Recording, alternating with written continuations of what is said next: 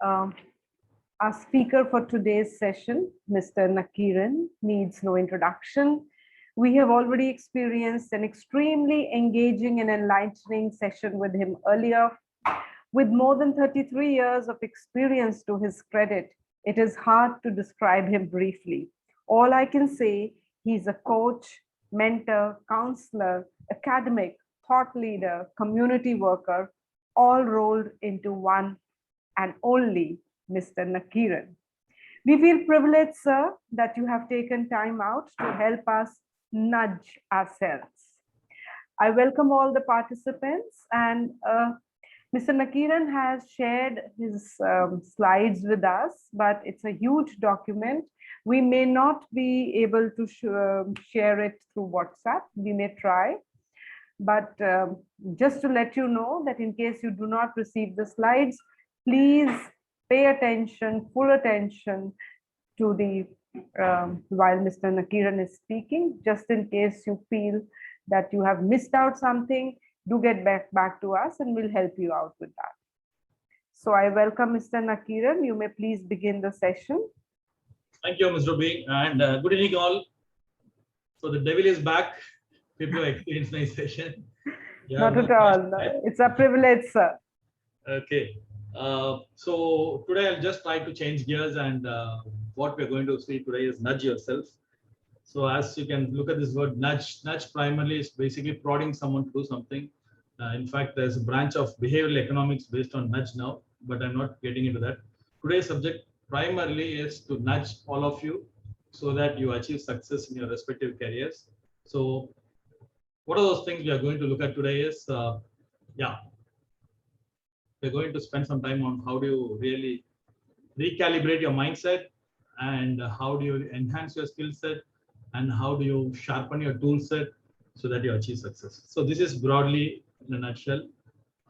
It's quite packed session. I know I have quite a number of slides, but a lot of interaction. I don't mind even if I extend by 15 minutes. Nirmala, that was a anticipatory bail. Okay. So briefly, we'll be spending some time on these three essential skills, which is going to catapult you into the orbit of life, irrespective of wherever you work, whether you're going to work in a corporate or an NGO or become an entrepreneur. I think this becomes a sine qua non kind of skills: problem solving, interpersonal, and emotional intelligence. And people who have mastered this have been quite successful. So that's I would like to state now. And what exactly are we going to look at in mindset management? So anyone would like to share your thoughts? What do you understand with this word mindset, either in the chat or you can unmute and speak, either way. Because this word is like 5 blind men describing an elephant. So what exactly do you understand with this word mindset? Anyone?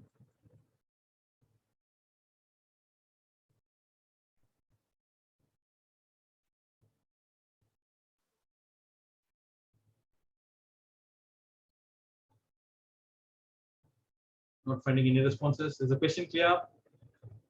What do you understand by the word mindset?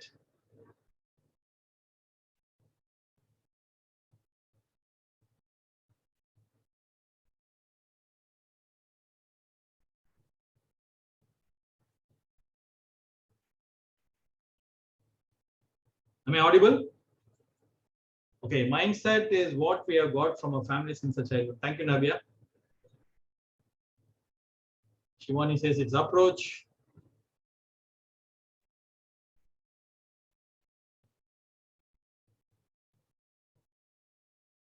Any other responses? The way we frame our mind and attitude towards any situation. Thank you, Amisha. Kirti says clear track towards a goal or work. Okay. Thinking, simply put it, Anchal there. Perspective, thanks Ruby. Particular way of thinking, great. While all of you are hit partly, primarily mindset is how you have been conditioned to think. Okay, it starts from your childhood. A lot of things that have been told by our elders, okay, belief systems, which shapes our attitude and past experiences. All this tune us in a particular way, and we are conditioned to think that way, right? So now I'm going to make you experience what a mindset is. Okay. So all of you ready for an exercise? Live exercise. Yes, Okay. sir. Great. So what I'm going to do is I'm going to flash on the screen a small story, not a big mega serial or soap opera. It's just a 3 or 4 line story. What you got to do is read that story, and based on your understanding of the story, there are going to be certain questions, statements, which you will have to respond to, saying either true or false in your chat box. Okay. So, sorry.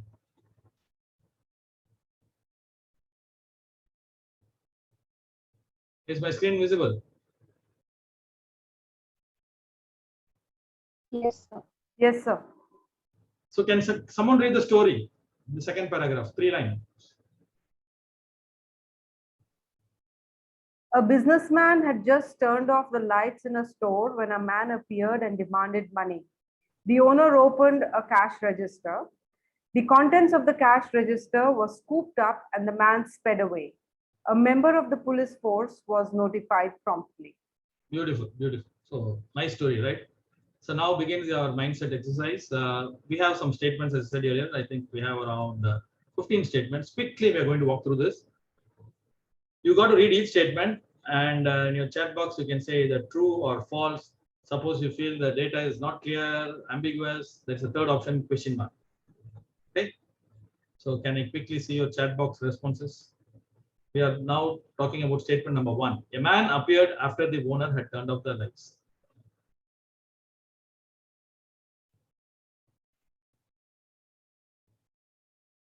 False, true. Iti, Vashika, yes. True, true.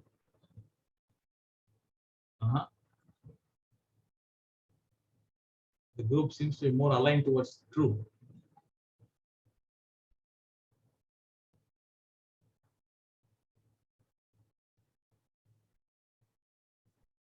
True, true, true.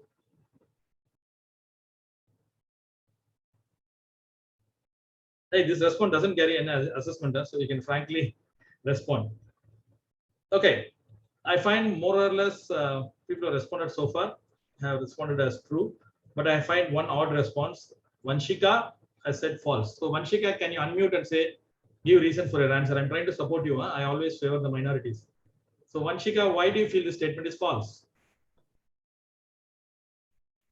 So I think that after the lights had been turned off, how he was able to see that man? That what I thought. Okay.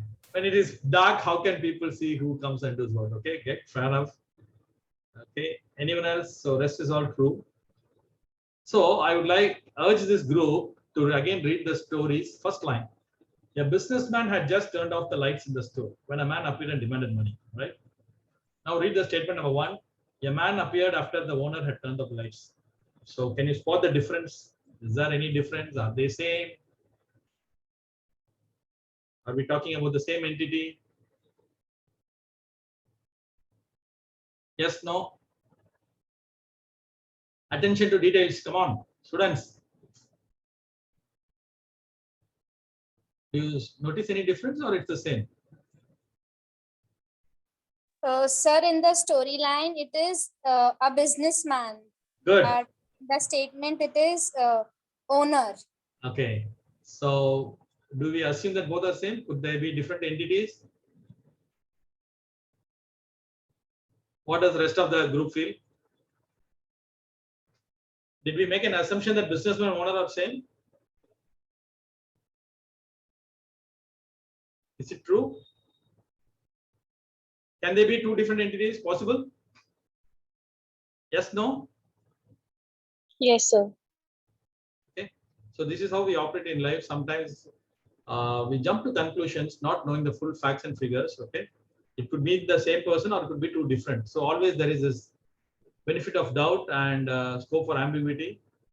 So the safest response would be question mark. When you don't have adequate information about a situation, do not rush up and come to a conclusion.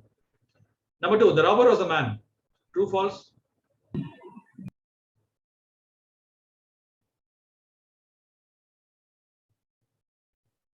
It doesn't say anything. So what's your response? Question mark. Question mark. Okay. What about others? Anyone who feels true or anyone who feels false? Guys, you can unmute and talk. I'm okay with it also. Question is clear. Robber was a man. So you got to state whether the statement is true, false, or undecided.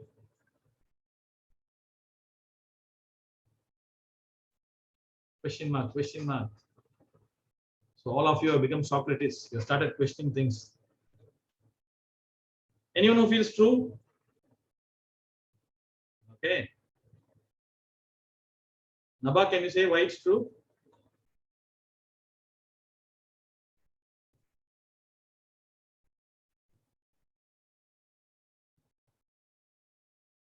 You mentioned it's true. Can I know why?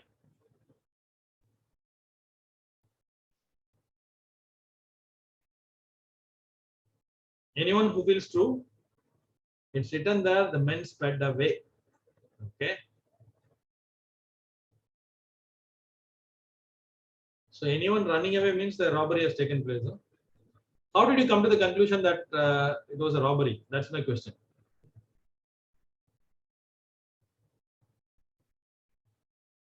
The owner of the premises is switching off the lights. Suddenly a man is appearing. He's demanding money. The owner is opening the cash register. Contents were scooped up. Somebody is running away. Police is notified. So act of demanding money, does it qualify robbery? Or someone running away from the spot, is it robbery? Why police should be notified? I know you have all these questions, right? So sounds like a very tricky story. Just 3 lines, but dicey. So given the matter, we can't come to a definite conclusion even here. Okay, so again, it's a question mark. Third statement, I think I would expect a definite response from all of you. The man did not demand money. True, false?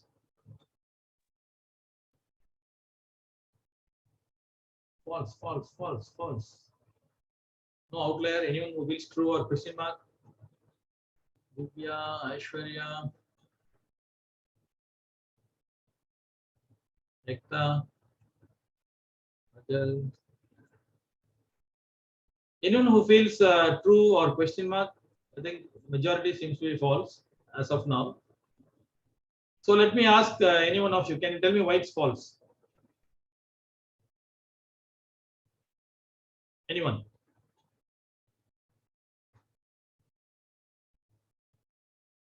What made you say this statement is false? Sir, in the very first line, it is written, the person came, the man appeared and demanded money. Okay. So it's very clearly mentioned story, a man appeared one. And what does the statement say?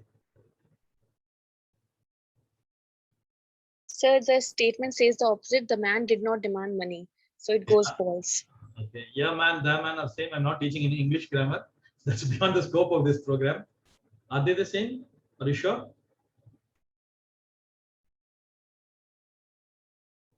I agree. Statement. The story mentions a man appeared demanded money. Whereas the statement says the man. Which man are they referring to? Is it the man who demanded money? Or is it the businessman? Or is it the owner? Whom are we talking here? Are you getting me?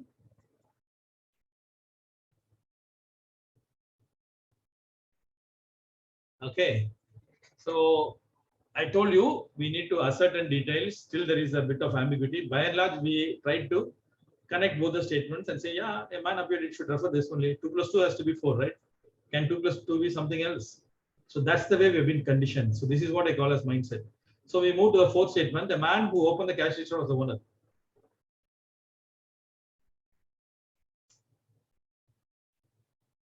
True, false, question mark.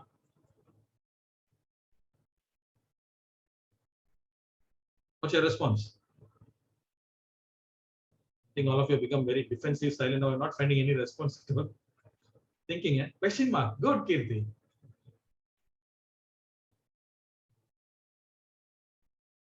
So I think going forward, I can expect only question mark, no definitive conclusions. Come on, you are at the crossroad and now you got to take decisions regarding your career. You have to be decisive. No idea whether the owner was a man. Beautiful. So man, correct. There is a gender issue. Full marks to you, Kirti. Okay. So Ananya also says question mark. Okay. Great. So 4 is also question mark. Number 5, the store owner scooped up the contents of the cash register and ran away. Again, true, false. Anshu, why is it question mark? Anshu, are you responding to the statement number 5? Pragya? Give reasons for your response.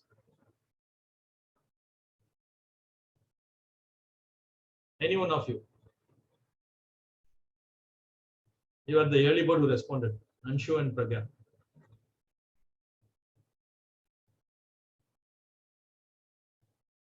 Or Vanshika says it's false. Why should a store owner run away? Huh? Is that your reasoning, Vanshika? Amisha, question mark. Kajal, question mark.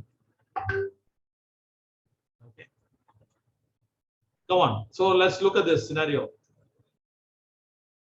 Assume even if it's a robbery, why should a store owner run away from his shop?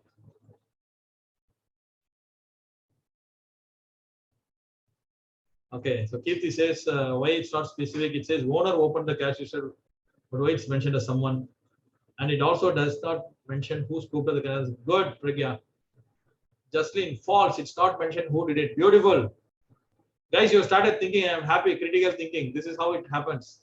This is one of the core competencies required for you in the current world, and I think you started applying it. So this is very important. Good. So again, we are not sure who scooped up the contents of the cash register. Okay, because the story says only the contents are scooped up and does not mention who did the act. Number 6, someone opened the cash register. True, false?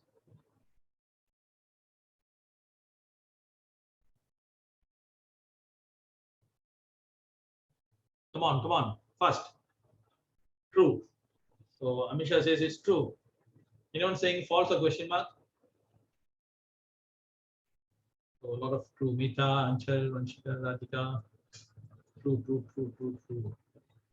Okay, but the story says the owner, right? Owner is also someone, no? Divya, I want you to respond. Why false? Sir, because it's mentioned the owner opened the cash register. But clearly mentioned. Somebody is feeling bored with the class. Rather than making a statement, you can say Divya can say that Divya is not interested in the class, right?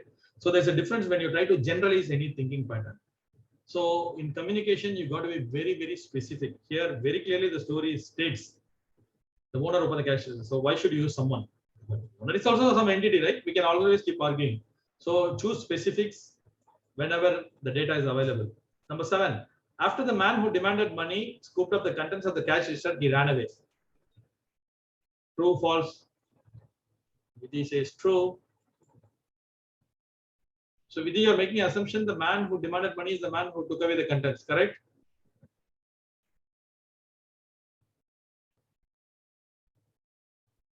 Is it true, Vidhi? No, sir. It's mentioned in the story that the man ran away after he scooped up the contents. Okay, that's what you're making. Both are the same person, right? Yes. Okay. Kirti and Meeta, why question mark?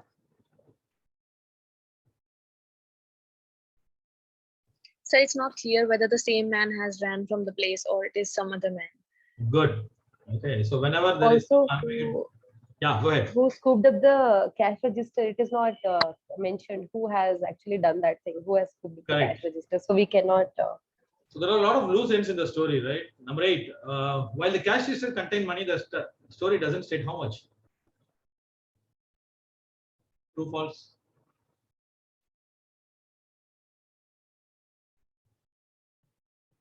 Quick.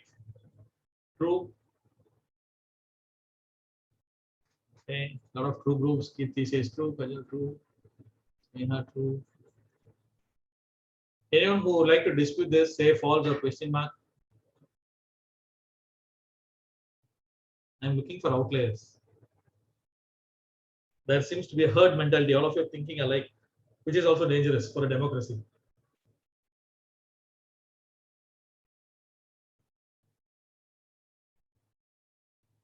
Vanshika, I want you to respond again. Question mark, why?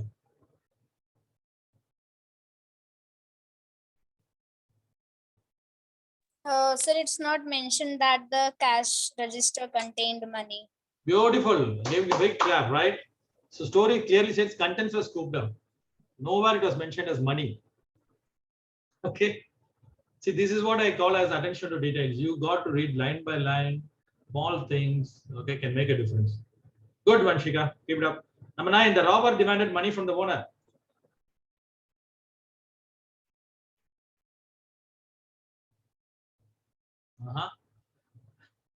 True. Some people again question mark. I think going forward, we all safe question mark. So whether it is a robbery is yet to be ascertained. Somebody said false. Divya, you feel it's false? Why? It's not proven until it. Sir, because it's not mentioned that he demanded money from the owner. Okay, so you still feel in the darkness. It's not knowing who is demanding, who is handing. Okay.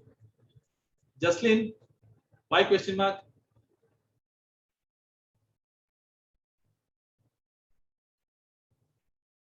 It's not proven till it that he is a robber. Okay, so you want to go to the court of law, try, investigate, and then prove it. Great. Number 10. The story contains a series of events in which only 3 persons are referred to: the owner of the store, a man who demanded money, and a member of the police force. True, false?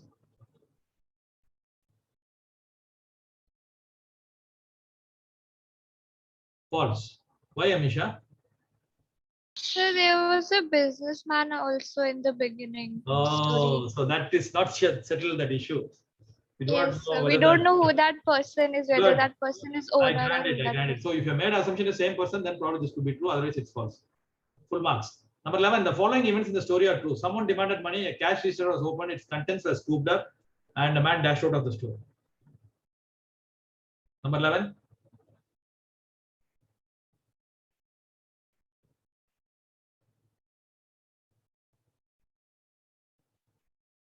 Is it true? False? True. Okay.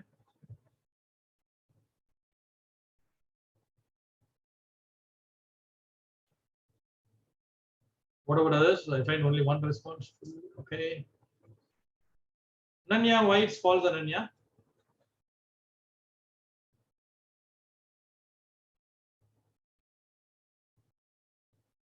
Sorry, sir. Because the last event, the men dashed out of the store was not mentioned there. Okay. Man sped away and dashed out is totally different according to you. Right? Number 12, the story does not involve any woman. True, false? Question mark, question mark, question mark. Great. 13, immediately after the robbery, the owner of the store contacted the police. True, false? Good. We do not know who did it. Member of the police force was notified, but who informed, we have no clue. 14, the robber got away the contents of the cash register. Okay, I think here after. Last, the event took place at the close of the business day.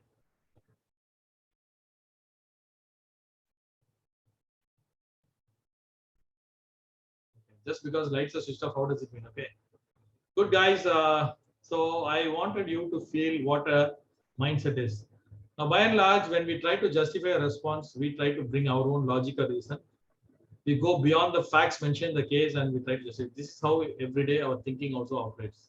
Just because I have formed an opinion about a subject review point, I try to justify. How can I ever be wrong? This is the fundamental block if you want to change your thinking pattern. You must be able to embrace different viewpoints and also look into the merit of what others are being said. Still, you can agree to disagree ideologically. It can be political, religious, communal, whatever you call it. But are we willing to listen to alternative viewpoints? That is very, very important when you talk of mindset. So let's get going. Today I'm going to really pick your brains. You can tell me how many squares are here? Another extension of your logical thinking.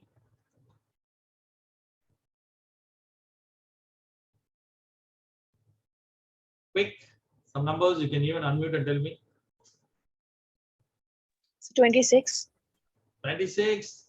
Okay, not bad. Don't worry, I won't ask you to count. Anyone who wants to quote a higher number?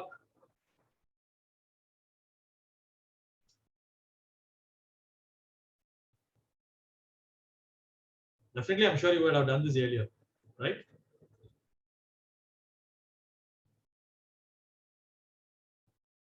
Okay, so this is definitely more than 20. 27. How much? Sorry? 27.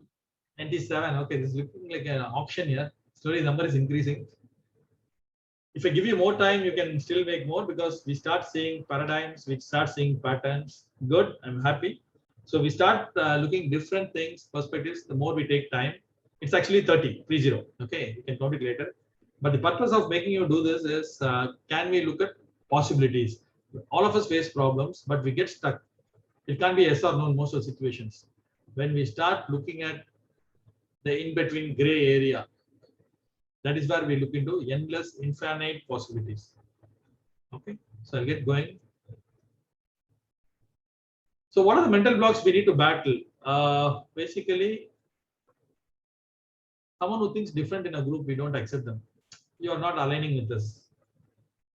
Okay, so either we don't have the time to think differently, or so many years I've been trained this way. Why should I change now? I don't need to be creative. Habit. Okay, and routine. Habit becomes a routine, and we haven't been taught to be creative. See, assume all of us would have had this coloring classes in our childhood days, right? So draw the color of a plant, and draw the plant and color it. So suppose the child colors the leaf of a plant with red color. What does the drawing teacher do?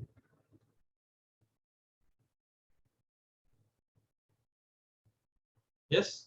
She'll tell her to change that color into green. Okay, so this is how conditioning happens. But today we know we have plants which have green color, right? Leaves, sorry, red color leaves. Yes, no? Yes, sir, there are some. Okay, so this is the problem. I see a world, and if you try to see a different world, I try to impose my viewpoint and opinion on you. This can happen with us all through our life. It can come from our parents. Okay, first bombardment happens there. And how can my parents be ever wrong? They're always elderly, worldly wise. Okay, so we start believing that is the gospel.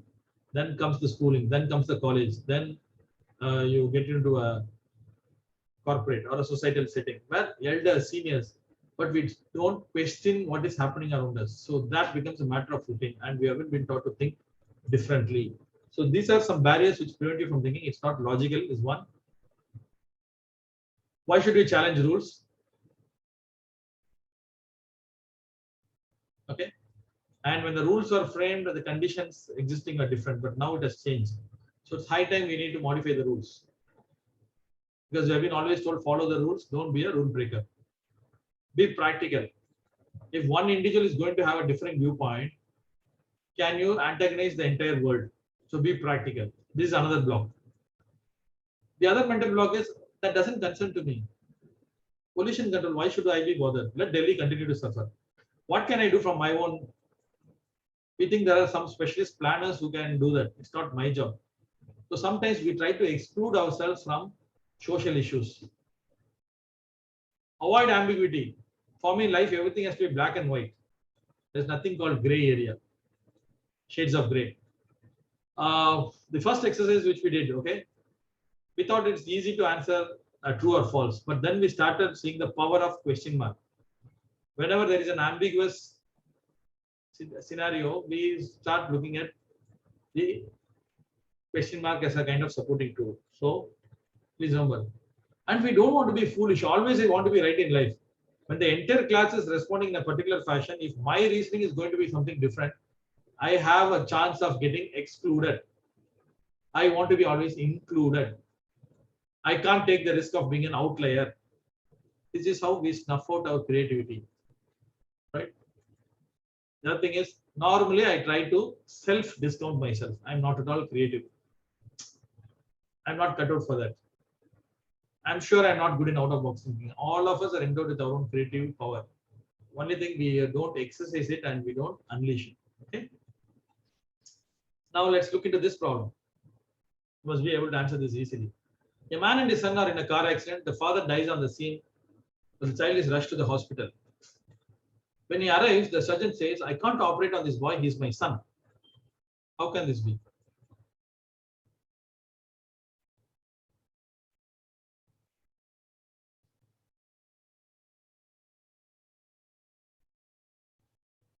Good, Meeta. You got it.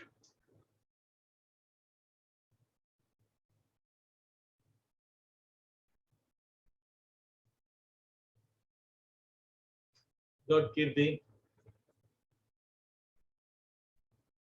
So the doctor happens to be the mother of the boy. Okay. So when the father did on the scene, why is the surgeon saying that? Sometimes this also close, especially we have this gender block. Women with breaking the glass ceiling, can they really make it out? No more, gone are the days where the labeling is there. Only certain kind of job suit women, certain kind of job suit men. Gone are those days. So this is another mindset which we operate. I would like you to be sensitive to this. Good. So we'll keep going. One more. A man walks into a bar and asks the barman for a glass of water. The barman pulls out a gun and points it at the man. The man says thank you and walks out.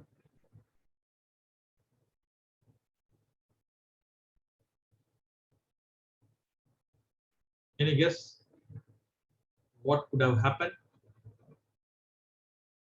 Someone points a gun at you, will you say thank you?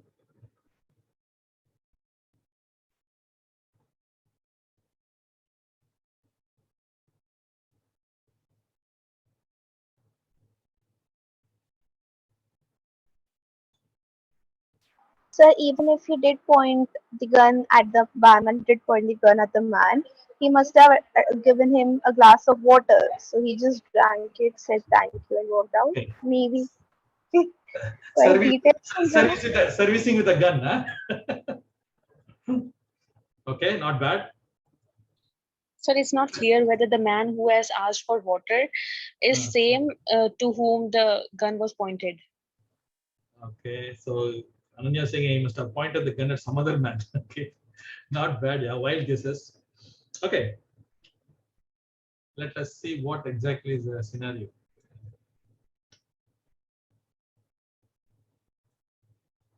Sorry. The man had hiccups. The barman recognized this from his speech and drew the gun in order to give him a shock. Normally, when people have hiccups, no, you give them a shock, immediately the problem settles. So next time you can write out at home, right? Okay, just to sum up what we have discussed so far, we are faced in this world with known problems and unknown problems. Likewise, there are solutions known and solutions unknown. If we can look at this entire scenario in a 2x2 matrix, what we got to do is very clear. Just follow this template. When there's a known problem and the solution is known, we just do it. Yeah, what are we waiting for? You know the problem, but you do not know the solution. You have to collaborate with experts. Maybe somebody, subject matter expert is there. You have to go and consult them. Okay, if it's something related to illness, go to a doctor, whatever, right? So you collaborate with experts. Suppose the problem is not known to you, but the solution is known. Possible? Yes. So you have to restart. Sometimes all of us get this serendipity or eureka moments. You think about a problem, go to bed, have a nice dream, morning you wake up with a solution. Okay. So, and all of us are solution experts. Even before the other person comes to us for a counseling, we are ready to vend out solutions also. So that's an ideal scenario. When the problem is also unknown and the solution is also unknown, then you need to do a lot of exploration. So that is where we get in touch with our creative things and we start looking at newer scenarios. Okay. Let me just try to play this video. Sure. If you're looking for ways to improve and further, Is it audible? Yes, sir. Yes, Yes, sir. Okay. generate multiple alternative solutions. Step 4. Select We'll see some more problems. Interesting. Step 6. Evaluate the outcome with both problems to get you thinking, to sharpen your mind. Question 1. Our first brain teaser is an adaptation of the old Knights and Knaves logic puzzle and is a very good warm-up question. You're a prisoner inside a dungeon, about to be sentenced for your crimes. Your cruel and unusual punishment involves choosing between two unmarked doors leading out of your cell. One of the doors leads to a full pardon, the other to certain execution. Each of these doors are guarded by a prison officer that knows what's behind the door he's guarding. One of the officers is a pathological liar, and no matter what you ask him, he'll always tell a lie. The other officer will always tell the truth, no matter what. The only problem is you don't know which one is which. You're allowed to ask one of the guards a single question before making your life or death decision. What do you ask to find out which door leads to your freedom? Nice scenario, right? I hope all of you understood the situation. So it's a matter of life or death. You got to ask that one question to one of the security guards so that you escape. Your life is saved. And one of the guards is a liar. So whichever, you don't know who is a liar among the two. What is that one question would you like to ask? Anyone?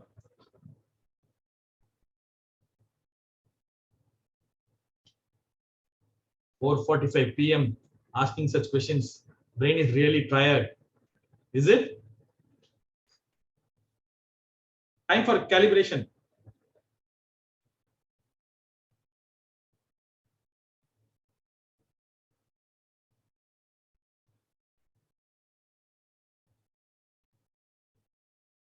Would anyone like to take this?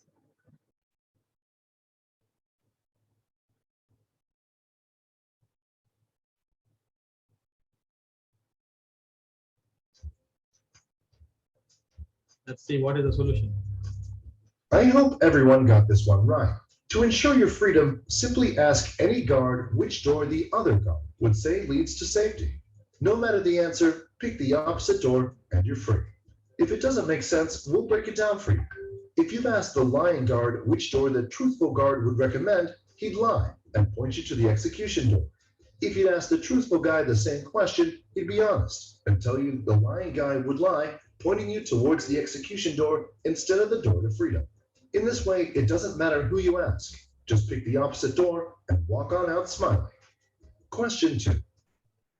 So you understood the first scenario? Yes, no? Yes, sir. Can we move on to the next puzzle? Let me see if we can. Our next question will challenge your analytical and problem-solving skills while making you think creatively. You have two ropes that each take exactly an hour to burn all the way through. They don't always burn at the same speed along the different sections of the rope, but will always finish burning right on the hour. How can I measure exactly 45 minutes using only two ropes and a lighter? So you got to measure 45 minutes. You have these two strands of rope. Any guesses? See, all this has nothing to do with maths. It's purely common sense. You have available resources. Only thing you got to apply your mind. So when it's half burnt, it means 30 minutes. Good. And उसके बाद हम दोनों को compare कर सकते हैं and जब वो भी हाफ हो जाएगी then it's 15 minutes. Super. Full marks. Thank you sir. Light one of the ropes on fire at both ends while lighting only one end of the second rope.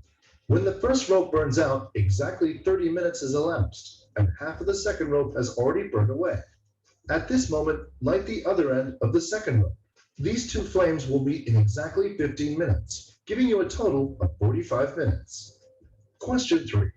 Here's another question that will challenge and refine your problem-solving skills. A farmer needs to transport a box, chicken, and a bag of corn to the other side of the river. He only has a small boat that can only carry him and one other with him for crossing. There's a problem though. The fox and the chicken can't be left alone, as the fox will eat the chicken. Likewise, he can't leave the chicken with the corn because the chicken will eat the corn. How will the farmer get all of his things across the river? This must be easy compared to the first, right? So who would like to?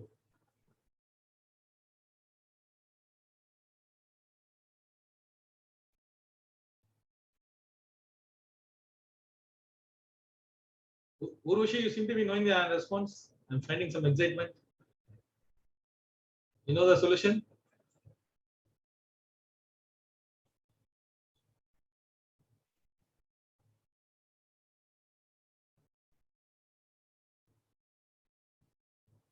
Anyone else? Fox, hen, and a corn to be transported across the river, one at a time, without losing any of these three.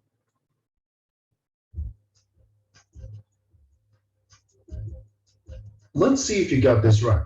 The farmer must first take the chicken across the river, leaving the fox and the corn alone together on the riverbank. They'll be safe there. Then the farmer goes back to get the fox. When he takes the fox across the river, he swaps the fox with the chicken and travels back to the riverbank with the corn. The farmer then swaps the chicken out for the corn and travels across the river again, leaving the fox and corn alone on the far side of the river. On the home stretch now, the farmer can head back, grab the chicken for the round trip without letting anything eat anything else. Question 4. Okay. So the purpose of making you watch this person is you got to train your mind. Okay. Mindset is something which gradually makes us conditioned to think in a particular way. If we fall into that rut, then we may not think something different. So constantly we need to calibrate your brain and make it think differently. So these fundamental issues which I want to talk about. I'm sure you received a mail from your professor. I'm not sure whether all of you have done the assessment. Were you able to complete the exercise? Yes, no?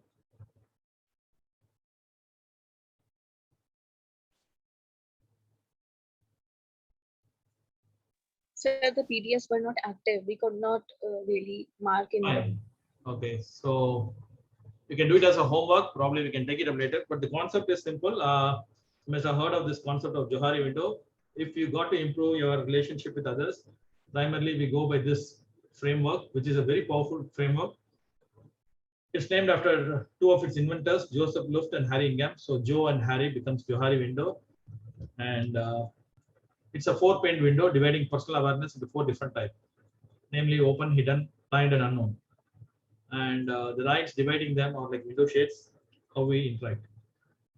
So there are some aspects of your personality which is known to you as well as to others. Open type. This can include your strength and weakness. I'm an absent-minded person. I know that. Others also know that. So that could fall into my open area. Okay.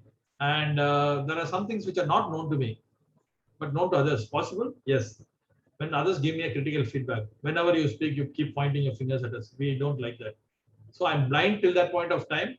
When someone gives a feedback, I come to know of it. There are some aspects which I know about myself, but which I consciously hide from others. Fear of getting exploited. This is called hidden area. And finally, an area which is not known to me, not to others, which is called the unknown area. So now tell me, looking at this quadrants, for having a good relationship, which quadrant is very important? Is it arena, blind spot, facade, or unknown?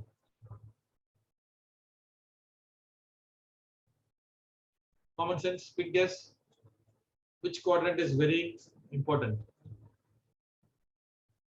Arena. The first one. Arena, good. So you also know about yourself, others also know. But here, though it's looking like an equivalent or equal square, we have to enlarge that area.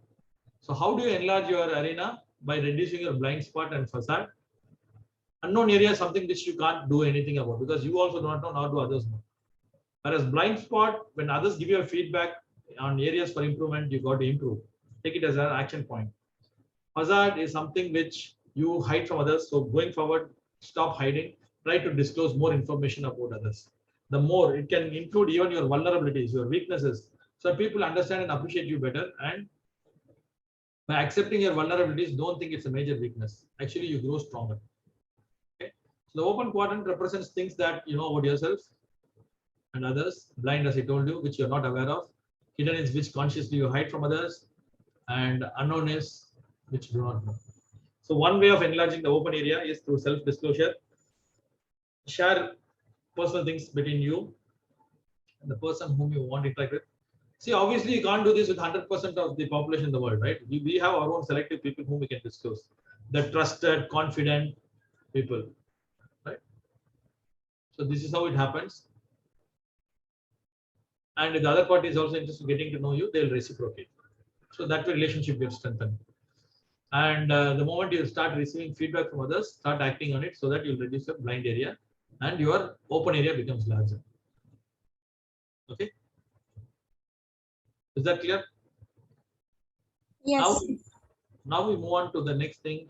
Have you heard of this transaction analysis concept in psychology? What do you understand by this word? Ego. Good word, bad word, three-letter word?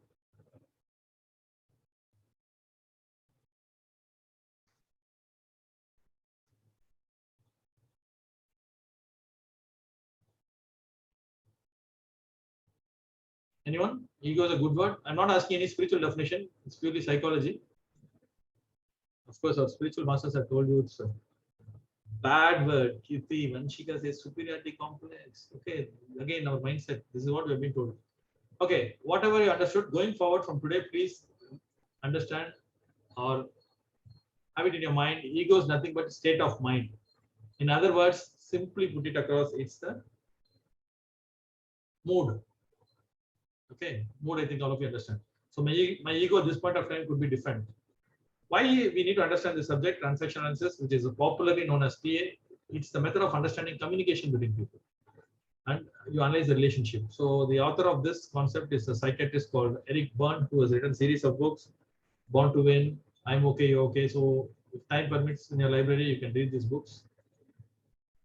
So the father of psychology, Dr. Sigmund Freud, who is considered a real guru, he was an Austrian neurosurgeon. So when he performed surgeries, brain surgeries on his patients, he found out that when he applies the electric shock to the brain, at each point of the brain, the patient used to experience different kind of feelings.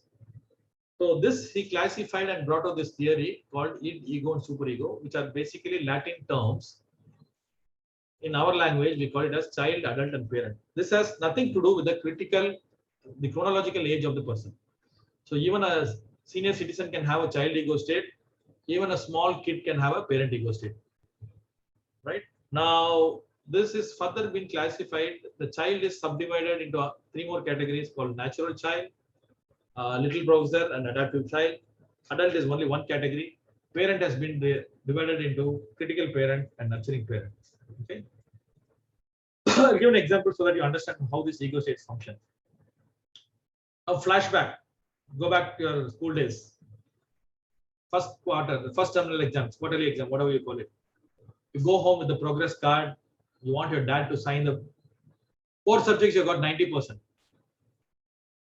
Unfortunately, maths seems to be your weakness. You got only 60. What did your dad do? What was his response? He will point on the 5th subject. Okay. So he'll say, "Beta, this is no good," and he'll throw it away. Go to mommy. So you have to go to your mom and know that she signs the progress card. So next time you put in more efforts, half-yearly exam, second term, you got 90 this time in maths. Again, you go to dad. So what happens this time? Dad is happy or?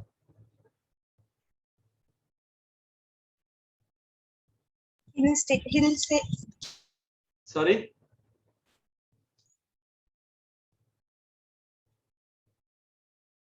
What happens this time? From 60, you come to 90. How does your dad react? So you must have scored 100 marks. Everywhere same story. Happy, but he must say you must score 100. Okay, so this time you burn the midnight oil, annual exams, you pump in maximum efforts. This time 100 out of 100. What does your dad do this time? That's the maximum you can score. But still, what does your dad do? So 100 marks in all the subjects.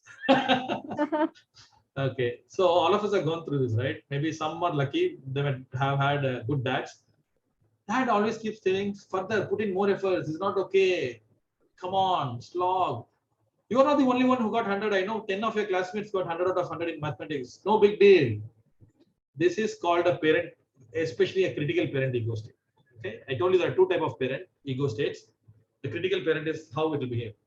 Now the nurturing parent on the other contra will look at the progress card, says, okay, not bad, 4 subjects 90. Next time I would like you to improve in mathematics. Tell me how I can support you. Should I engage a tuition master? Blah, blah, blah. This is called nurturing. Still is a parent, but nurturing. Okay. You got the difference between critical and nurturing now? Yes, sir. Now I'm going to give one more common example. Right away, we can tell each one of you what ego state are in you. Assume that 4 of us are having coffee or tea. And there's one nice small plate where you have some nice cookies, your favorite cookies. So one by one, stocks are getting depleted. It's so tasty. Finally, there is left only one cookie left on the plate. And there are 4 of us. What would each one of you do? You can share it in the chat box if it's embarrassing. I'll share it with others. Sharing, okay. Divide, okay, Amisha. Breaking into 4, okay. What about others? Try to convince the other to give me the fruit cookie. Ah, I like this diplomacy.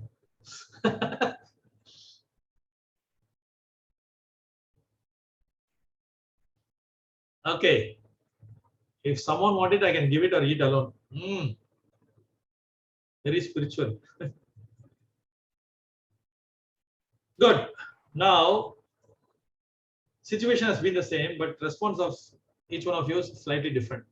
Most of you are wanting it to share. Some says like, okay, if no one wants it, I'll take it. Someone says, no, I'll try to convince the other person and give it to me. Now let us see how the typical ego states operate.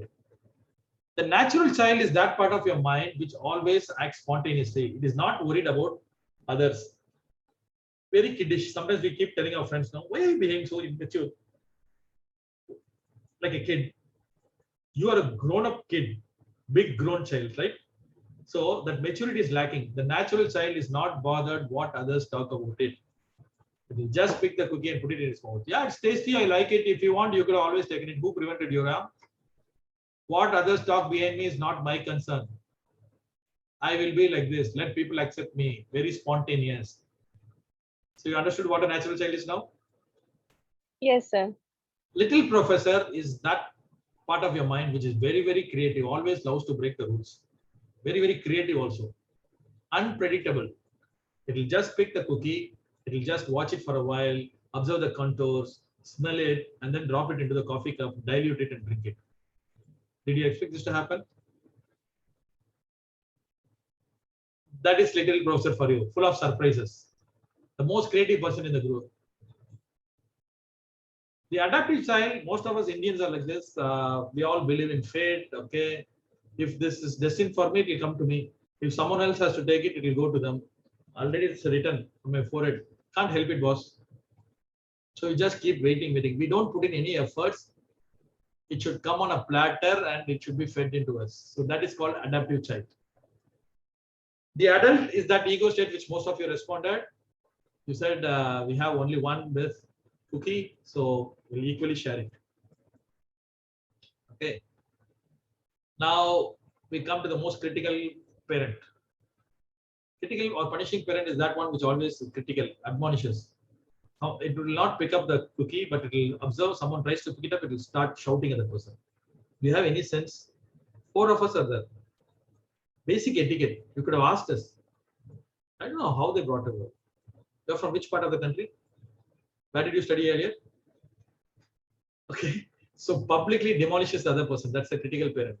The nurturing parent also observes the same thing, calls this person aside in private, tries to give him the advice. Hey, don't behave like this. You're just new to this place. People will form impressions. This is not proper manners. Going forward, I would like you to conduct yourself this way. Advice only, still it's a parent, but it's a nurturing parent. Now you understand in the same scenario how our different ego states influences our thought and action and words.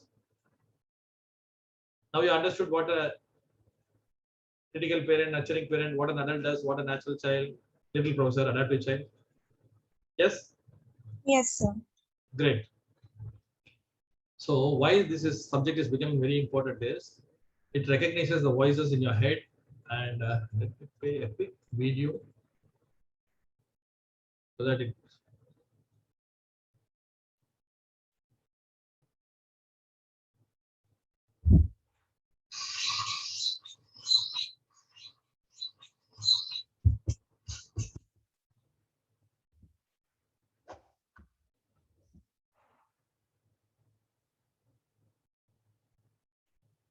How useful is this knowledge in everyday life? Well, look, if you are or have experienced any difficulties or challenges in relationships, may they be platonic or erotic, challenges at work, suffered from stress, anxiety, depression, any addictions, if you have or are having issues with your weight, your body image, if you avoid confrontation and would prefer not to, basically pretty much anyone that can understand this information will benefit from it. If you are unhappy with the way you behave in certain situations and you would like to change your response in a healthy way, if you want to understand others better and learn how to communicate in more effective ways with them, then understanding and working with ego states is most certainly going to be an extremely useful tool for you. This video is going to be for everyday life. So we're going to use layman's terms. The technicalities you can go and look at on Google. Google it away, you'll find billions of different things. Ego states falls under psychoanalysis. It's part of transactional analysis. Eric Byrne was the clever guy behind it, and he is the author of Games People Play and a couple of other books. Those who look outside dream. Those who look inside awaken. Carl Jung, an amazing psychoanalyst, one of my favorites.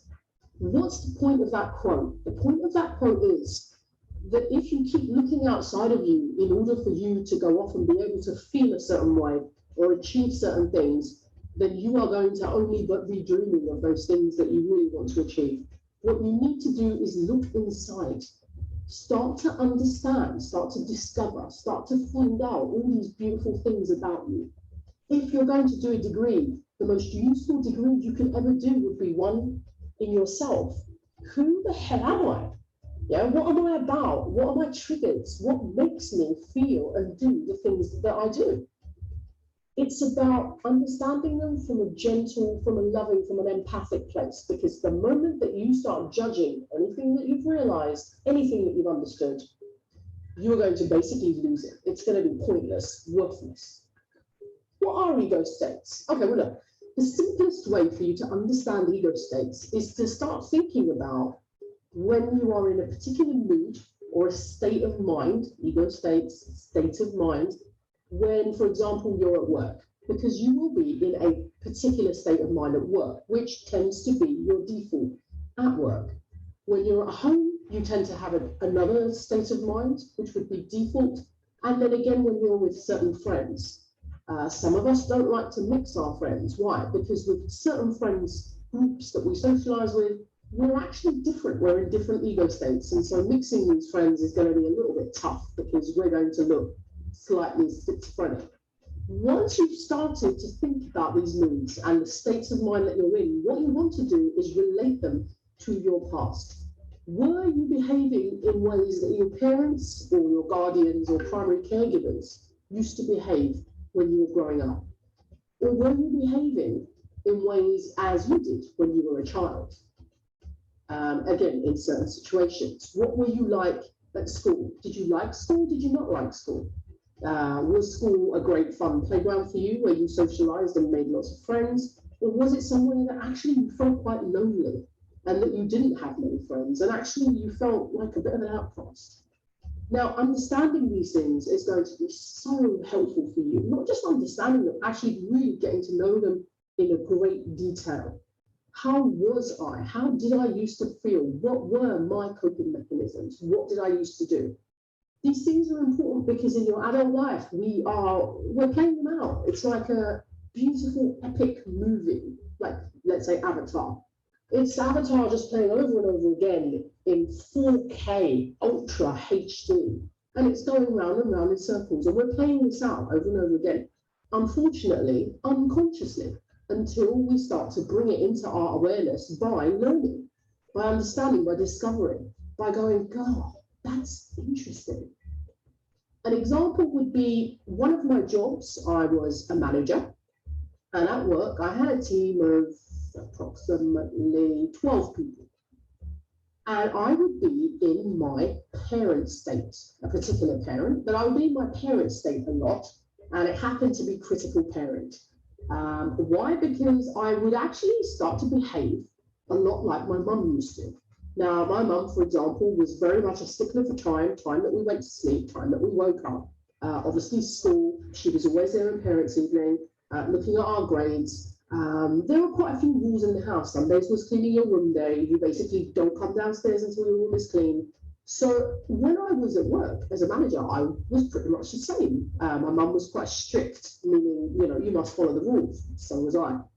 And as I grew up, I learned to do what I was told to do. Now, as a manager, I would expect my team to be basically doing the same. I would expect them to be at work on time. I would expect them to be working quite hard and basically do as they were told, like what I did when I was a child. And so when they did not, it really did used to agitate me. I would not understand why somebody could not come to work on time. You're getting paid. Why can you not do what you're asked to do? And so this is how I would feel at work. In this particular job, I would move into my parent ego states. And that's where I would be. I would react from this state of mind. Helpful in some ways and extremely unhelpful in other ways. So understanding ego states is going to give me the opportunity to make the changes that I may wish to make. And there really were some changes that I wanted to make. In order for you to utilize ego states in a healthy way, you need to start thinking about who you was around the majority of the time growing up. So, for example, parents, guardian, caregivers, where were you? Did you go boarding school? If you did, which teachers or which friends or which people were you around a lot? Did you like them? So think of who you grew up with up until 19, 20, a young adult. Start thinking about who you was around the majority of the time as you were growing up. What were they like? Did you like them or did you find them really difficult to get on with? Were they always having a go at you or actually did you have a great relationship with them? Were they strict? Were they about discipline and getting things done? Did they have expectations of you or were they warm? Were they soft? Were they angry or were they quiet? What were they like? You need to start thinking about these things because these are what ego states are all about. And when you want to start looking at a behavior of yours that you want to change or that you'd like to start responding differently to situations outside of you, then these are the things that you're going to need to know about yourself. Ego states are about you in particular. They are very specific to you. You cannot look to the person sitting next to you and go, oh, right, okay, when they're at work, they are a nurturing parent, which means I must be a nurturing parent. No, if you didn't have a nurturing parent in your upbringing, then, well, you are not going to move into a nurturing parent state of mind. So it's really important for you to be able to relate back to who you were growing up with and what they were like. What were their characteristics? What kinds of things did they say? Were they soft or were they sharp? Were they really angry or were they very loving? Were they very calm or were they very tense or anxious? Also start to think about what you were like as a child growing up. Were you quiet or were you quite loud? Were you mischievous or were you very, very well behaved? Did you prefer your own company or did you love to be around others? Did you like to play musical instruments or draw or play with Lego? Were you creative or were you more academic? Did you like doing maths? Did you like English? Did you enjoy school? Did you enjoy reading and writing or did you hate school? Did you get into trouble at school a lot or even at home? Did you have many friends at school and did you socialize? Have a real big think about these, because this is what you'll need to be able to use ego states in everyday life. We are in a state of mind most of the time. We move in and out of them within milliseconds. And this can be triggered by anything in our internal environment or in our external environment. So either through thoughts that I'm having, or from somebody outside of me, or a place or a smell, which will then trigger off my internal environment. There are three primary states of mind. They are parent, adult, and child, which are then broken down into a further 5 others, which is a critical parent and a nurturing parent, a free child, a rebellious child, and an adaptive child. To begin with, start to observe others around you. Now, you can't make any judgment, because the moment that you do, you are no longer observing, you're judging. And the moment you start judging, you're thinking. What I want you to do is to look, watch, allow the information to digest and absorb. When you're going to work, or if you're going to study, or if you're at home watching TV, or whatever you're doing, start to observe others in your environment. Start to observe how things are making you feel. If you get agitated with something, start to observe what is going on. What you're going to do is start to break it down. Start to observe the body language, the tone of voice, and the message, what someone is saying, and use those to start to get to know yourself and to get to know others. An example could be that you have a boss at work that you feel as though doesn't know you as well as you'd like them to get to know you, and they're not aware of your geniusness of skills. And so you're thinking, I don't know how to communicate with this boss of mine in order for them to start to just recognize my contributions and to recognize, you know, that I'm like a flipping genius. And so what you're looking at doing is understanding which ego state your boss tends to be in most of the time. How do he or she communicate? What kinds of things do they say? What kind of tone of voice do they say it in? Are they quite critical? Are they quite judgmental? Do they have patience, or are they quite bullying and bulldozing? Are they pushy, or are they quite soft? Are they warm? Are they do they like to use humor to get on with people? Are they soft? Are they somebody that you would find approachable or not approachable? And rational? Do they tend to use facts when they talk, or do they tend to use emotion? Are they quite emotively driven? Start to get to know them, because what you're going to do is, once you understand which ego state somebody tends to be in, you can now start talking to them from a state of mind that works with the state of mind that they tend to be in, and not against. One of the biggest reasons that we have breakdowns in relationships is because one particular state of mind that is your default tends to be the opposite of the other person's state of mind that is their default. And so there are clashes upon clashes. Stay with the... Okay, so that was in a nutshell how the ego states get developed and how it becomes critical when you have to have a relationship with people, understanding how you can observe without evaluation or judgment, looking at the tonality. Okay, so that is what quickly I wanted to say. And let me skip this. This is all covered in the video. Okay, some more examples of natural child. Now let's move on to the most exciting part of the session, which I call as the body language, which is an extension of your communication. Okay, so we'll quickly get onto that. Please remember, whenever you come across a stranger, you can create an impression in the first 4 seconds. Okay, this they call as moments of truth. And how do you build a rapport and gain respect and develop all those skills? So there are 3 C's which you have to develop. Maintain your credibility. How do you maintain your credibility? By keeping the promises, not bluffing, and keeping the other party informed. Maintaining your calm composure and offering constructive comments. So don't forget this 3 C.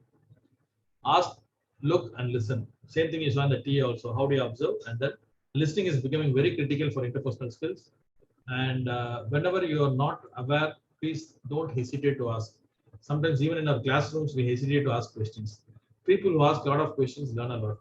It's okay. Even it may sound very silly or idiotic. Please ask questions. Now we'll spend some time on body language, quite interesting subject. Though this concept originated in the West, still has a lot of relevance. Researchers have proved that almost more than 55% of a communication is through body language. Then only comes your words, tonality and all. So I thought I should quickly touch upon this. So why do we need to learn this? So that you can freely liberate your body, communicate more forcefully, harmonize your inner and outer attitude. What do you mean? What I say and how I really emote it. It should synchronize. I learn more about others, and I learn the difference between studied and spontaneous body signals. Okay. We start with the eyes.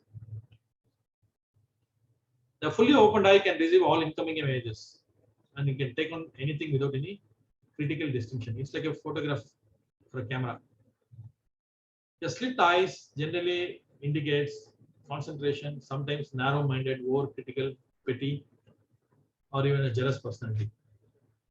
Wide open eyes, joy, fright, surprise, amazement. Closed eyes, protective.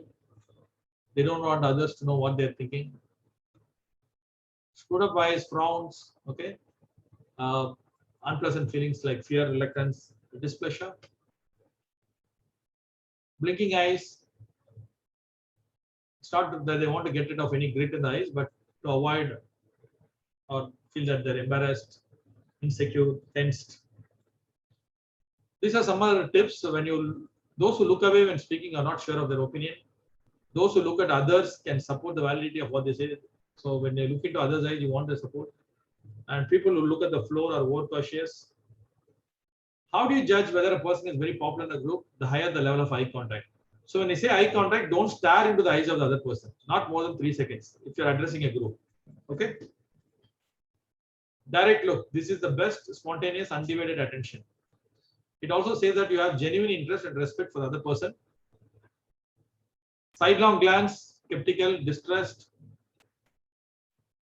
People who appear superiority, also pride and arrogance. This we told you earlier, someone is wanting help, they always look at the sky. So sometimes people, to maintain control, they use a kind of pointer or visual aid.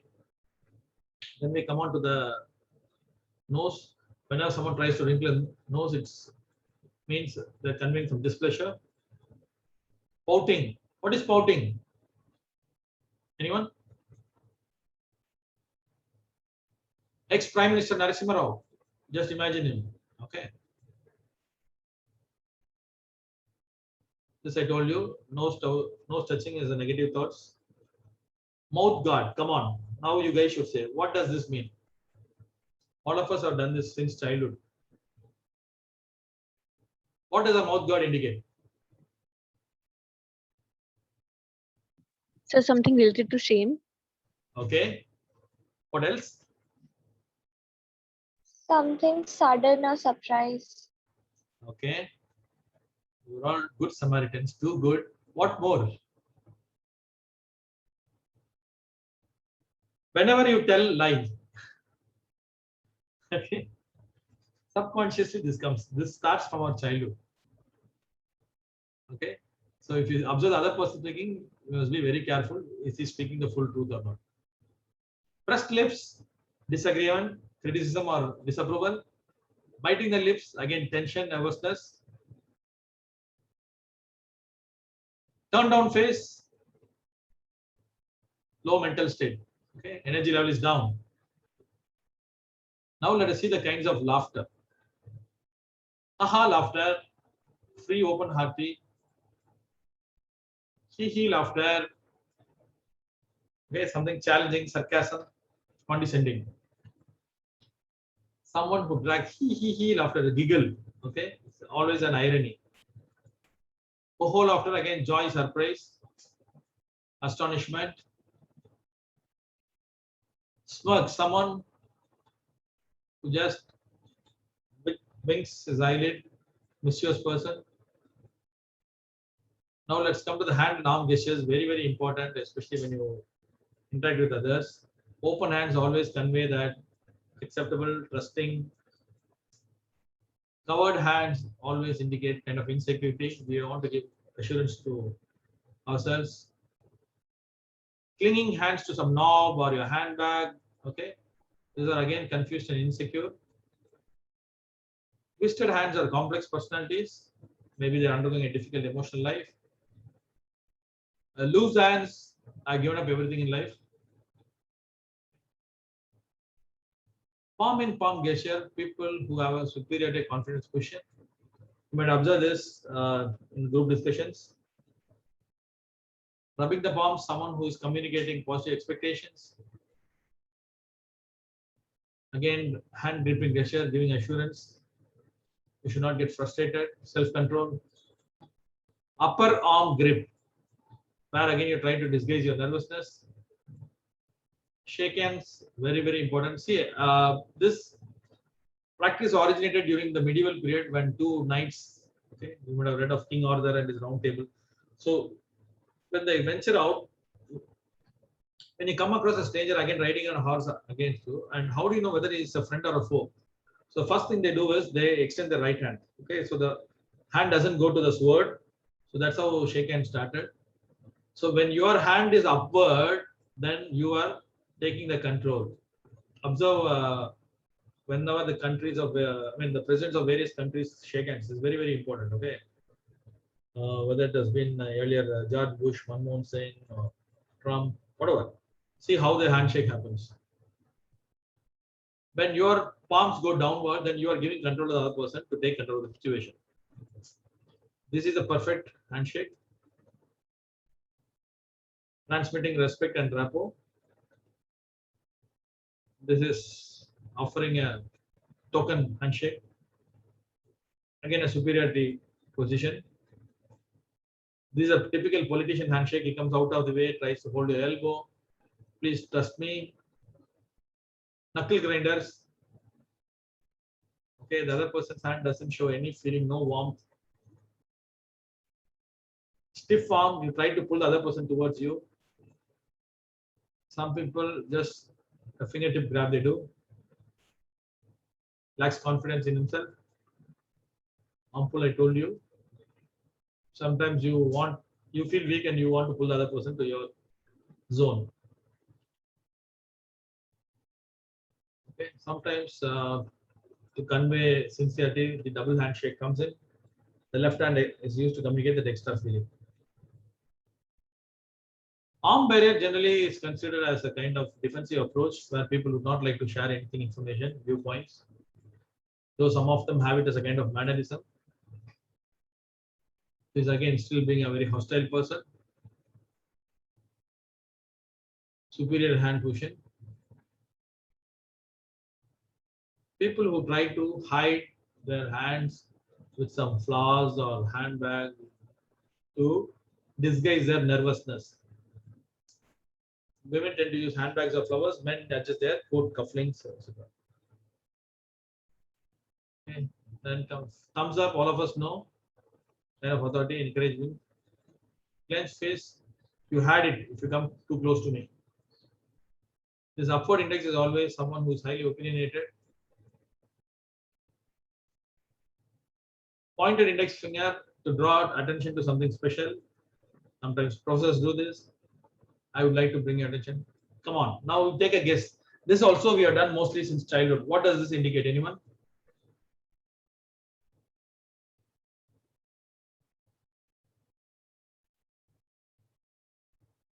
Any guess? Whenever you do something stupid, okay, my God, why did I do it? So then you tend to do this. Next. Eye rub again. You actually don't agree with the other person. You think what the other person thinks is a liar. Neck scratch also the same. Ear rub. You don't want to listen to the other person.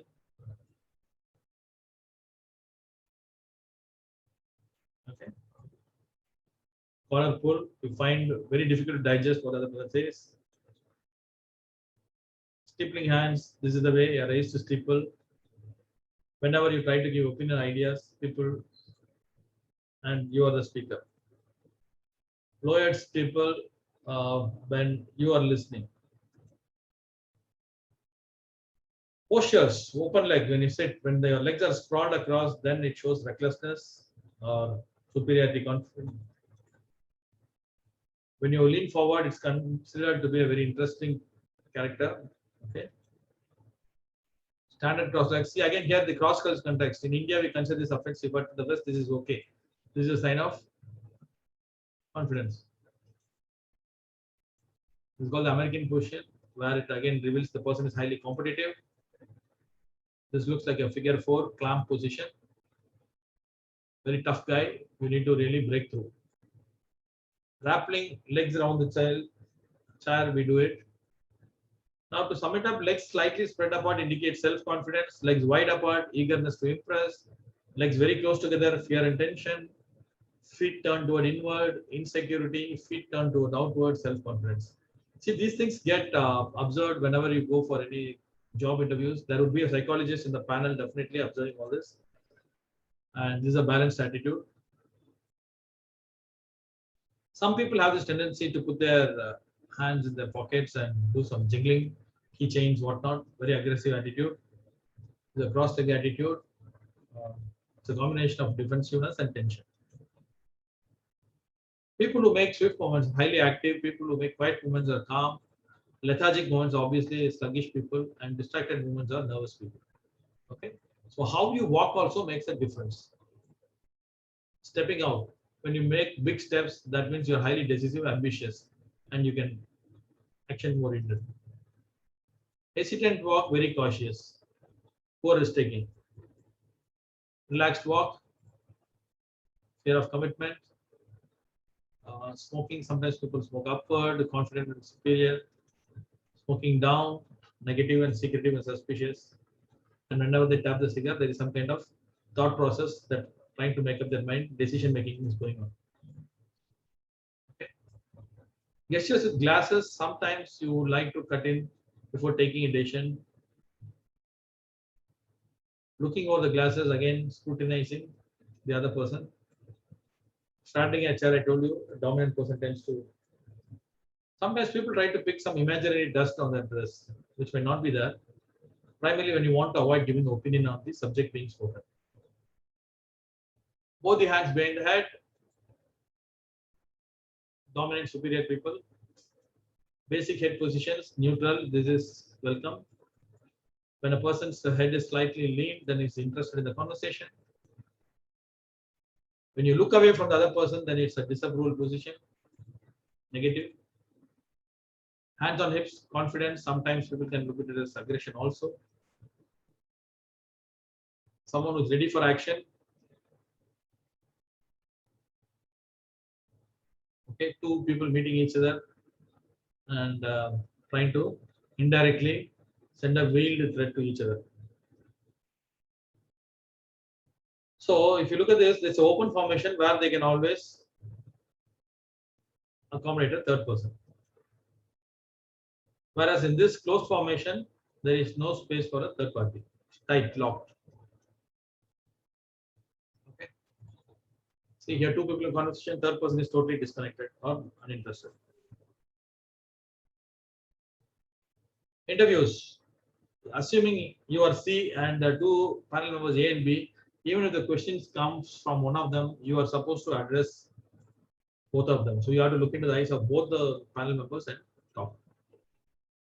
Okay, so body language is a very wide subject. I just thought I should give you a sprinkling of it. Very interesting. There's a lot of books on this. You can read it for yourself. Now we'll step into the last topic. I'll just take 10 more minutes. Emotional intelligence. Okay, much talked about subject. Has it something to do with the age? Not necessarily. What does emotional intelligence tell about? It's talking about, are you aware of emotions? What kind of situations trigger you? Are you aware of others' emotions? And how do you regulate and connect with people better? So that is emotional intelligence. So let's get into a small story. A group of children were playing near two railway tracks, one still in use, the other in disuse. Only one child played on the disused track, the rest on the operational track. Okay. The train came and you are just beside the track interchange. It was not possible to stop the train, but you could make the train change its course to the disused track and save most of the children. However, that would also mean the lone child playing on the disused track would be sacrificed. Or would you rather let the train go its way? So what would you do now? Can I have some quick responses? So disused track, there is only one child, whereas the operational track, most of the kids are playing, and you are the pointsman who can change the signal. What would you do? Very tricky situation, sir. You know, because if the train changes the track to the disused one, then the person who is rightfully playing there is the one who will be killed. And if it doesn't, then these people are perhaps they are ignorant, then they get killed. So it's both ways. It's a very dicey situation. So life is about action choices, Ruby. So we don't have a third option. Sometimes we have to make decisions. So this is how the world looks at us. Sometimes we take ruthless decisions. There is always this head versus heart conflict going on. Any other response? Others? Sir, there is another possibility that the disused track maybe it's not maybe in proper condition, so it might risk the life of the people in the train. Okay, good. You brought a very interesting dimension. By and large, what we tend to do, we get carried away by the number game. Okay, in order to save majority, let the minority suffer. So what we do is we'll just try to divert the course of the train and sacrifice that one child to save most of the children, which is a rational decision we justify, which most of us would make morally and emotionally. But have you ever thought the child choosing to play on the disused track had in fact made the right decision to play at a safe place? Trains are not supposed to come. However, he has been sacrificed because of his ignorant friends who choose to play where the danger was. People following the rules, people not following the rules. People who pay income tax, people who don't pay income tax. Just think about this, okay? So this kind of dilemma happens around us every day at work, society, politics. No matter how foolish and ignorant majority are, sometimes we sacrifice minority and how far-sighted and knowledgeable the minority are. Okay, this is an eternal battle which keeps going on. And the child who chose to play with the rest of the operational track was sidelined. And in the case he was sacrificed, no one would shed a tear for him. Okay, so to make a proper decision, it's not to change the course of the train, because the child playing on the children playing on the operational track should have known very well that track was still in use, and they should have run away if they heard the train sirens. Correct? If the train was diverted, the lone child would definitely die because the train could come over the track. Moreover, the track was not in use probably because it was not safe. If the train was diverted to the track, we could put the lives of all the passengers on board to stake. And in your attempt to save few children by sacrificing one child, you might end up sacrificing 100 of people to save this future. Your point is covered. Okay. Now, what more should I talk on emotional intelligence? This story sums up the entire thing. While we are all aware that life is full of tough decisions that need to be made, we may not realize that hasty decision may always not be the right one. Remember, what is right is not always popular, and what is popular is not always wrong. Okay, got the message? So just take stock what emotions I experienced in the past 4 hours. I'm sure all of us have a kaleidoscopic experience. Compare the situations in which you react to those and which to respond. Some situations we respond, some we react. And what emotions do we experience most often? How do we express them? See, you're supposed to maintain a log. Try to understand yourself. I told you the first step in emotional intelligence is self-awareness. What triggers your emotional reactions? Certain kind of people, certain places, certain timings, certain words. So identify the hot button, as they call it. So develop self-awareness, develop a positive self-worth. Problem solving, we spend some time. So how do I really maintain the impulse control? And how do I take a decision making, not a hastened one, but thought over? We also saw a lot of inputs on relationship building, empathy, and the social skills. Finally, you got to take responsibility for your actions. Why some people have low EI, unsuccessful in the school, disengaged, poor parenting, okay, poor sense of identity, and negative attitude and inexpressive, right? But what is the connection? Your self-worth decides the way you think, feel, and act. So just I'm trying to give you some bit of how the brain works. Don't get confused. So there are different parts of the brain which are controlling our different thoughts and action. Okay. So if you can see here, the motor speech area, this is the one which controls all your movements. Okay. And there's something which takes care of your taste, some which takes care of your sight. So all different senses are being controlled by different parts of the brain. This is very important. Hippocampus is the part of the brain which controls your emotions and memory. So your past, all is stored. This is the store of. This is a CPU. Amygdala is the one which is most critical. Most of the time, you walk on the road, someone tries to come and hit you, not following the rules. Immediately, we lose our temperament. So this amygdala hijack. All of you should be very conscious. And most of the time, we lose our temperament here only. Hypothalamus is the one which regulates your fear and aggression. Okay, so this is something from an information point of view. We have this reptilian brain in us, which makes us choose fight or flight. Once you face a problem, either you offer to stay put or you can run away from the situation. It is a gatekeeper of the brain which judges our new sensation. And whenever is the danger, it sends an alarm and your body becomes defensive. Let me give a common example. When you walk on a dark lane, suddenly we start whistling or humming a song, right? Why do we do that? Is that the time you get a mood to sing?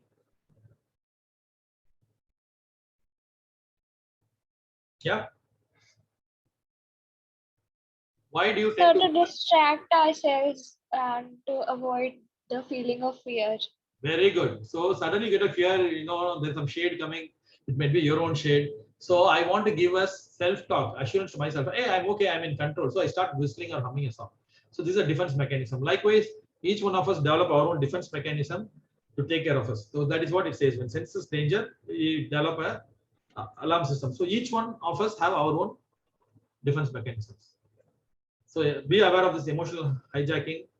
What kind of words provoke you, what kind of people, what kind of scenarios, and this is how you have to develop your self-awareness, and you can withstand the hijack. Okay, so this is nothing but emotional intelligence. So how do you cope it? So don't get excited too much or overwhelmed by some kind of sad feeling also. So everything, there is a word called abstemious, moderate in everything. The other extreme is stoic. Stoic are people who don't exhibit any emotion at all. Okay, so moderated, regulated emotions is the second step in emotional intelligence. After being self-aware, these are some common emotions all of us go through on a daily basis: anger, happiness, fear, disgust, surprise, love, and sadness. So what you need to do is maintain a diary, find out how much percentage of the day you have each of these feelings. So you know which feeling dominates you, and if it is anger, it can be an expression of all this, and it's a very dangerous emotion. It can drain you also. There are different mechanisms. Each one has their own meditation, which you can control. Okay, it's not that totally can eradicate anger, but how do you regulate your anger? I know a friend of mine who, when he becomes really angry, he starts drawing a picture or a painting. Okay, or he starts singing. So very rare. So you must know how to channelize anger. Getting angry is common, but how do you channelize your anger is more important. Fear, we spoke a lot. How you develop your defense mechanism.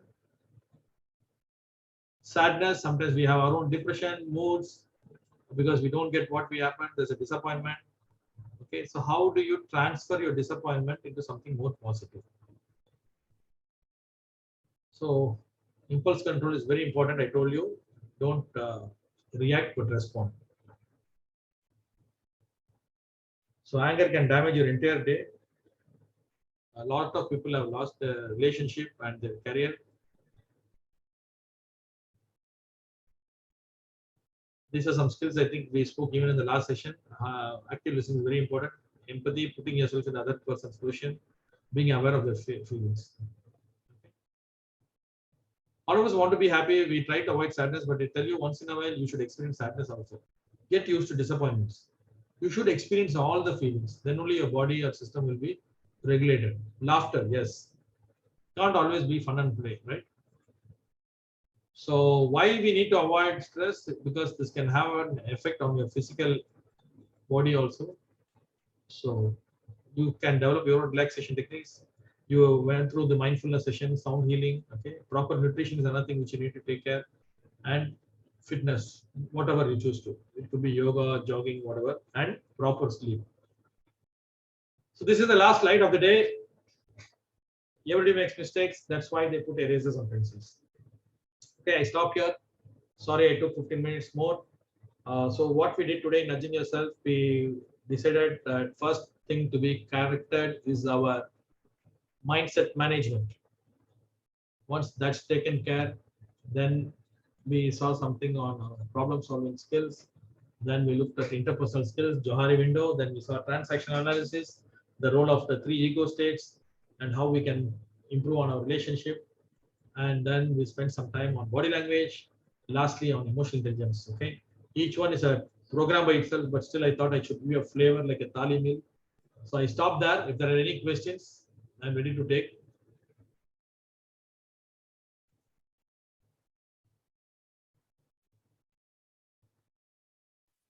Girls, do you have any questions? You've taken us through so much. You've traversed us through so many situations where we think we never thought earlier that we could nudge ourselves and move forward.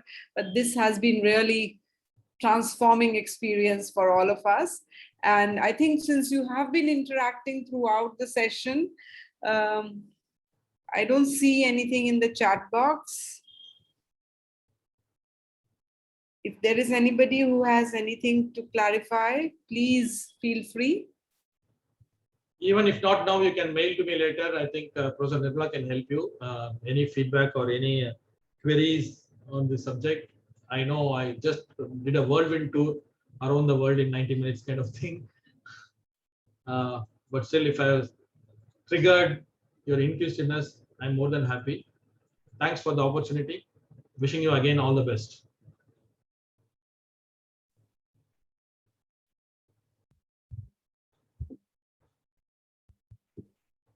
Thank you, Tanya. You also have to take a picture, isn't it, Nirmala? Yeah. Group photograph.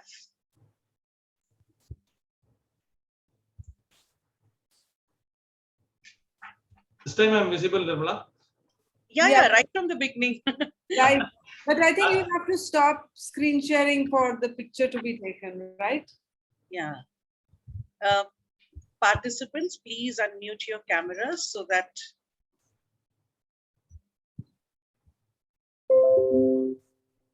even when you were getting your PPT, you were just testing the PPT, you were visible. Today there was no problem. That would be sailed through beautifully. Thank you. Thank you. Very nice.